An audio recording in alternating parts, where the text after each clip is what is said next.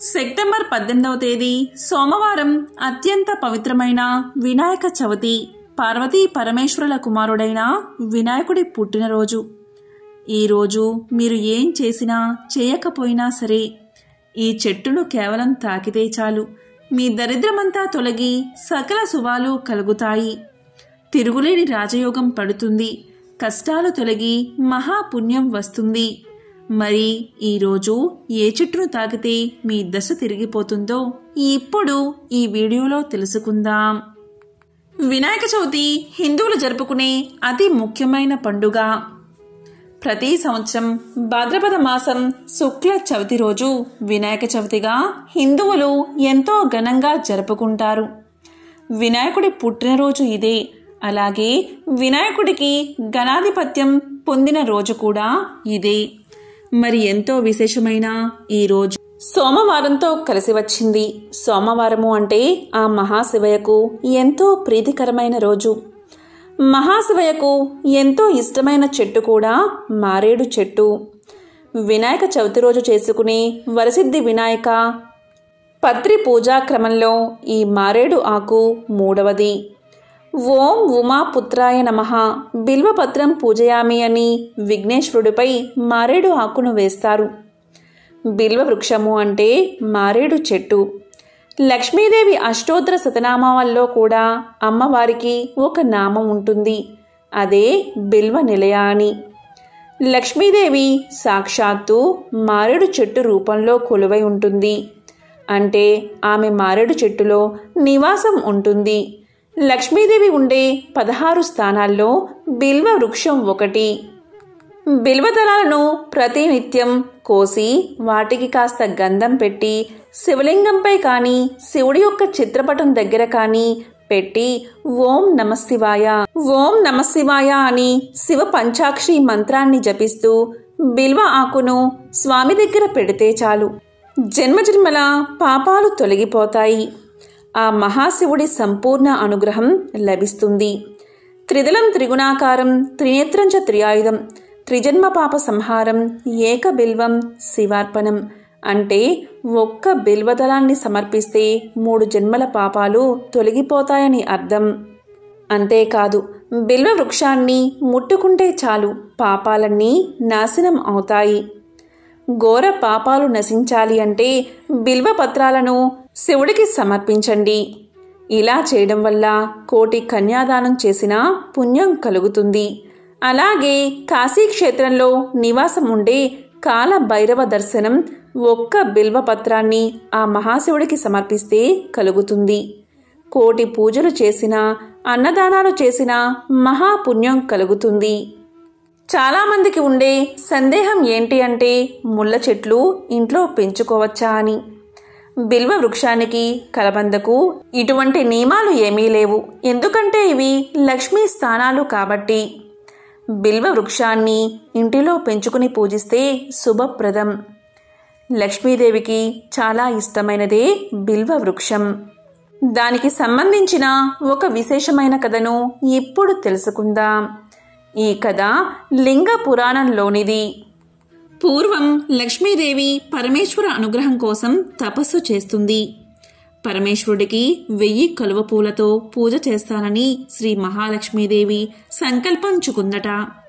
పరమశివుడు లక్ష్మీదేవి భక్తిని పరీక్షించాలి అనుకుని ఒక పువ్వును మాత్రమే స్వీకరించాడట.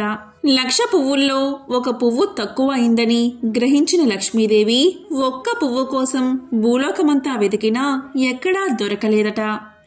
అప్పుడు లక్ష్మీదేవి తన స్థనాన్ని కలువ పువ్వుగా సమర్పించాలి అనుకుందట.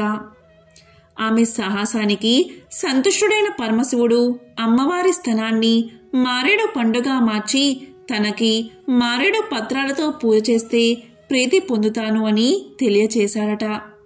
అప్పట్నుంచి మారేడు పవిత్రంగా భావిస్తారు. పరమశివుడు కూడా మారేడు దళాలతో ఆరాధిస్తే శీఘ్రంగా ప్రసన్నుడు అవుతాడు.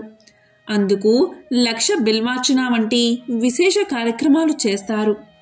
దీనికి సంబంధించిన మరొక కథను తెలుసుకుందాం. ఒకరోజు వైకుంఠంలో లక్ష్మీదేవి శ్రీహరికి సేవలు చేస్తూ ఉండగా సంతుష్టుడైన శ్రీహరి ఏం వరం కావాలో కోరుకోమన్నాడు.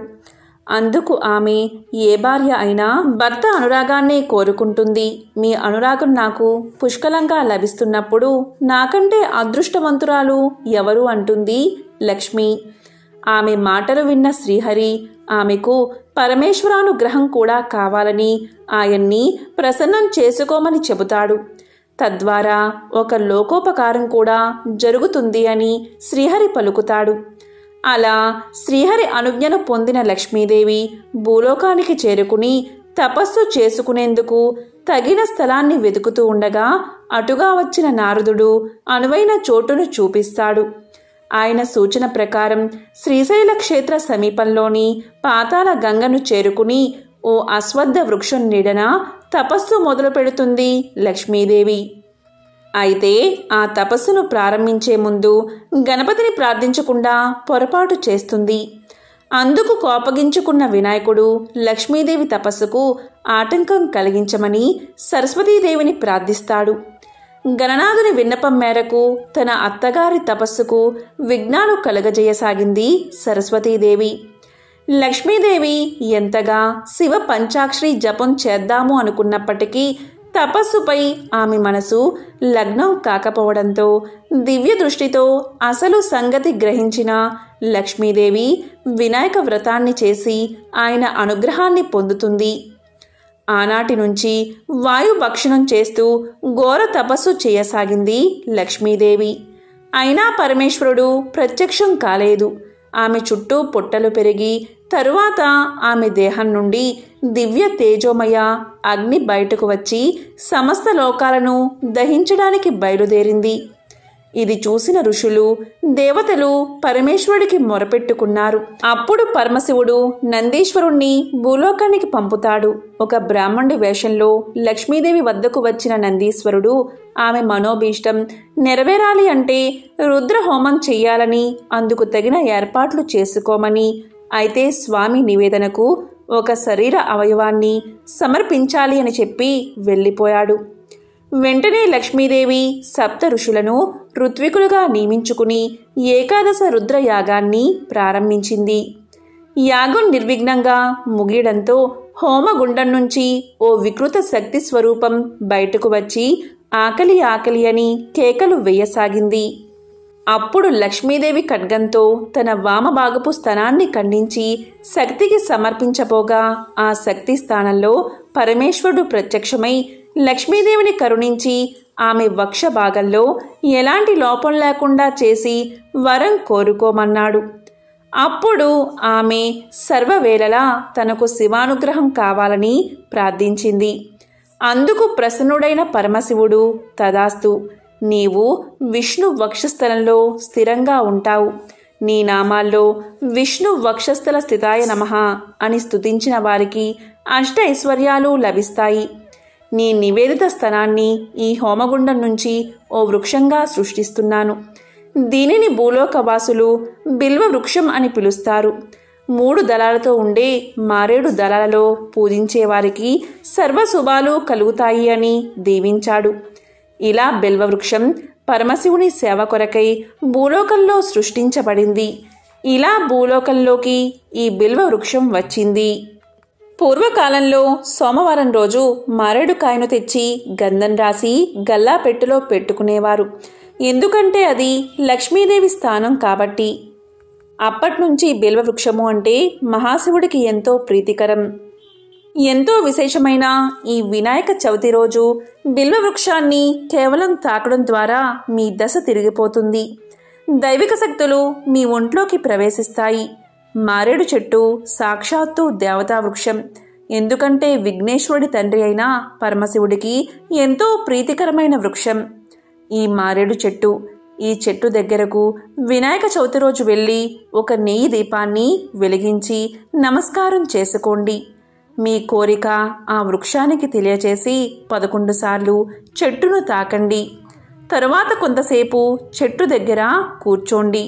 ఇలా చేయకపోయినా ఆ వృక్షాన్ని తాకడం వల్లే మీ జన్మల దరిద్రం తొలగిపోతుంది. తిరుగులేని రాజయోగం పడుతుంది. ఈరోజు ఇలా చేయడం వల్ల మీకు సకల శుభాలు కలుగుతాయి. ఆ వినాయకుడి సంపూర్ణ అనుగ్రహం మీకు కలుగుతుంది. 2023వ సంవత్సరం సెప్టెంబర్ 18వ తేదీ సోమవారం వచ్చింది. సోమవారానికి అధిపతి చంద్రుడు. చంద్రుడు తెలుపు రంగులో ప్రకాశిస్తూ ఉంటాడు. వినాయకుడు కూడా అర్ధ చంద్రుణ్ణి శిరస్సు మీద ధరించి ఉంటాడు. కాబట్టి వినాయక చవితి రోజు ఎవరైనా సరే తెలుపు రంగు వస్త్రాలు ధరించి వినాయకుడిని పూజిస్తే సంవత్సరం మొత్తం వినాయకుడి పరిపూర్ణ అనుగ్రహం కలుగుతుంది. అలాగే ఈ సంవత్సరం వినాయక చవితి 18/9/2023న వచ్చింది.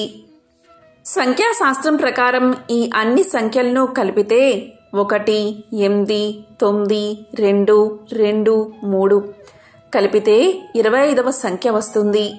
చివరగా 2, 5 కలిపితే 7 వస్తుంది. ఇది కేతువు యొక్క సంఖ్య. మనం సోమవారం వినాయకుడి పూజ చేస్తున్నాం. కేతువుకు కూడా అధిష్టాన దైవం గణపతే. కాబట్టి ఆకస్మికంగా సమస్యలు తలెత్తకుండా సంవత్సరం మొత్తం ఎలాంటి ఇబ్బందులు రాకుండా ఉండడానికి కేతువుకు ఇష్టమైన తెలుపు రంగు కానీ, ఆకుపచ్చ రంగు కానీ, పసుపు పచ్చ రంగు కానీ వస్త్రాలు మనం వినాయక చవితి రోజు ధరిస్తే చాలా మంచిది. అలాగే 2 లేదా 3 రంగులు కలిపి కూడా ధరించవచ్చు. ఈరోజు అంటే వినాయక చవితి రోజు తెలుపు రంగు వస్త్రాలు ధరిస్తే చాలా మంచిది. సంఖ్యాశాస్త్రం ప్రకారం 7 సంఖ్యకి తెలుపు, ఆకుపచ్చ, పసుపచ్చ ఈ 3 రంగు వస్త్రాలు ఎంతో మంచివి. కాబట్టి వినాయక చవితి రోజు వినాయకుడిని పూజించేటప్పుడు వీటిలో ఏ రంగు అయినా ధరించవచ్చు. వినాయక చవితి రోజు వినాయకుడిని పూజించేటప్పుడు 21 పత్రాలతో వినాయకుడిని పూజిస్తాం. అయితే అందరికీ 21 పత్రాలు అందుబాటులో ఉండకపోవచ్చు. మరి 21 పత్రాలతో పూజించిన ఫలితం మీకు కలగాలి అంటే ఏం చెయ్యాలి అంటే గరిక పోచలు తీసుకుని వినాయకుణ్ణి పూజిస్తూ ఓం ఔషధీ పతయే నమః అని చదువుతూ 21 సార్లు గరికను వినాయకుడికి సమర్పించండి. ఇలా చేస్తే 21 పత్రాలతో పూజ చేసిన ఫలితం మీకు దక్కుతుంది. ముందుగా గరికను తీసుకుని వినాయకుడి దగ్గర పెట్టి ఓం ఔషధీ పతయే నమః అని జపించాలి. వినాయక చవితి రోజు గణపతికి పూలతో పూజ చేసేటప్పుడు గణపతికి ఇష్టమైన ఎర్రటి పువ్వులతో పూజించాలి. ఎర్ర మందార పువ్వులతో కానీ, ఎర్ర గులాబీ పువ్వులతో కానీ స్వామిని పూజించండి. సోమవారం వినాయక చవితి వచ్చింది కాబట్టి తెల్లటి పువ్వులతో కూడా స్వామిని పూజించవచ్చు. గణపతికి పూజ చేసిన తర్వాత గణపతి అనుగ్రహం కలగడానికి ఉండ్రాళ్లను నైవేద్యంగా పెట్టండి. అలాగే సోమవారం వినాయక చవితి వచ్చింది కాబట్టి తెల్లటి పదార్థాలను నైవేద్యంగా సమర్పించండి. చలిమిడి, పాలు, పంచదార ఇలా ఏవైనా సరే నైవేద్యంగా పెట్టండి. అలాగే ఆవు పాలతో చేసిన పదార్థాలను గణపతికి నైవేద్యంగా పెడితే గణపతి అనుగ్రహం వల్ల సంవత్సరం మొత్తం ఆర్థికంగా బాగా కలిసి వస్తుంది. ఇక వినాయక చవితి రోజు తెల్లటి పువ్వులు, ఎర్రటి పువ్వులతో స్వామిని పూజించేటప్పుడు ఈ విధంగా ఈ మంత్రాలను చదువుకుని స్వామిని పూజిస్తే చాలు. అన్ని ఆటంకాలు తొలగి ప్రతి పనిలోనూ మీదే విజయం కలుగుతుంది. అవి ఏంటో ఇప్పుడు తెలుసుకుందాం. గం క్షిప్ర ప్రసాదనాయ నమః, వక్రతుండాయ హుం ఈ 2 మంత్రాలను చదువుతూ వినాయకుడికి పూజ చేస్తే చాలా మంచిది. ఈ 2 మంత్రాలను జపించడం వల్ల పనిలో ఆటంకాలు లేకుండా నిర్విఘ్నంగా పని పూర్తవుతుంది. అలాగే వినాయక చవితి రోజు ఎర్రటి పుష్పాలు, తెల్లటి పుష్పాలు కలిపి పూజ చెయ్యండి. నైవేద్యాలు స్వామికి సమర్పించండి. గణపతి యొక్క అనుగ్రహాన్ని పొందండి. వినాయక చవితి రోజు రాత్రి చంద్రుణ్ణి చూస్తే దోషం తగులుతుంది. ఆ దోషం తగలకుండా ఉండాలి అంటే ఈ మంత్రాన్ని తప్పనిసరిగా జపించండి. ఆ మంత్రం ఏంటి అంటే సింహః ప్రసేనమవదీత్, సింహ జాంబవంతా హతాః, సుకుమారః మారోదిః తవ ఏషా సమంతకః. వినాయక చవితి రాత్రి చంద్రుణ్ణి చూస్తే భవిష్యత్తులో అపవాదులను ఎదుర్కోవాల్సి వస్తుంది. అటువంటి పరిస్థితుల్లో వినాయక చవితి రోజున ఈ దోషాన్ని నివారించడానికి చంద్రుణ్ణి చూడకుండా ఉండాల్సి ఉంటుంది. ఒకవేళ చూస్తే దోషం తగులుతుందని అందరూ కంగారు పడతారు. అలా కంగారు పడకండి. దోషం తొలగిపోవాలి అంటే ముందుగా గణపతిని పూజించి పూలు పళ్ళు సమర్పించి చంద్రుడికి చూపించి పేదవాడికి దానం ఇవ్వండి. అదే సమయంలో భవిష్యత్తులో అపవాదులు రాకుండా ఉండడానికి ఈ మంత్రాన్ని జపించండి. సింహం ప్రసేనుణ్ణి చంపగా సింహాన్ని జాంబవంతుడు చంపాడు. సమంతకమణి కోసం ఓ సున్నిత మనస్కుడా ఏడవుకు అని ఈ శ్లోకం అర్థం. కాబట్టి వినాయక చవితి రోజు ఎవరైనా సరే కథ అయిపోయాక అక్షింతలు తలపై వేసుకుని ఈ శ్లోకాన్ని చదువుకోండి. పొరపాటున చంద్రుణ్ణి చూసినా ఎలాంటి ఇబ్బందులు ఉండవు. ఒకవేళ చూస్తే మీరు పేదవారికి పూలు పళ్ళు దానంగా ఇవ్వండి. విఘ్నాలు తొలగాలి అన్నా, దుష్టి దోషాలు పోవాలి అన్నా, ఆటంకాల నుండి రక్షణ పొందాలి అన్నా, విద్య బుద్ధి సిద్ధి కలగాలి అన్నా, బుద్ధి వికాసానికి వ్యాపారాభివృద్ధికి మోక్ష ప్రాప్తికి విఘ్నేశ్వరుడి ఆరాధన ఖచ్చితంగా చెయ్యాలని పురాణాలు చెబుతున్నాయి. మనం ఇంట్లో నిత్యం చేసుకునే పూజలకు బొటనవేలికి మించకుండా విగ్రహాలు ఉండేలా చూసుకోవాలి. వినాయక చవితి వంటి వ్రతాలు చేసేటప్పుడు మాత్రం అరచేతిని మించకుండా విగ్రహాలు ఉండేలా చూసుకోవడం మంచిది.